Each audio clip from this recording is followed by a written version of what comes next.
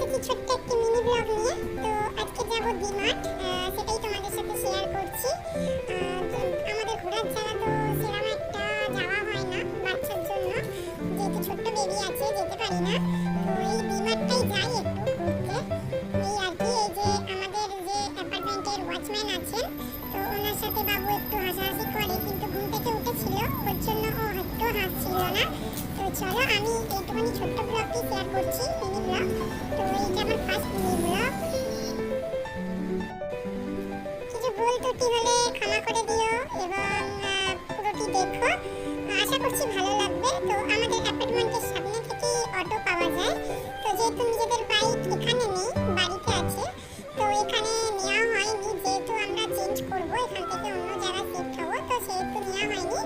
তো এখান থেকে অটো ধরে আমরা ডিমার্ট যাই। বাবু তো যথারীতি বাবার কোলেতেই থাকে, কোলে করেই যায়, আমিও নিই, তখন ওর বাবার প্রবলেম হয় আমি নিই। তো এখান থেকে যাবো, গিয়ে একটু ঘোরাঘুরি করে, বেশি কিছু কেনাকাটি নেই, অল্প কিছু জিনিস আছে কেনার, তো নিয়ে চলে আসবো। তো চলো কন্টিনিউ করো, দেখতে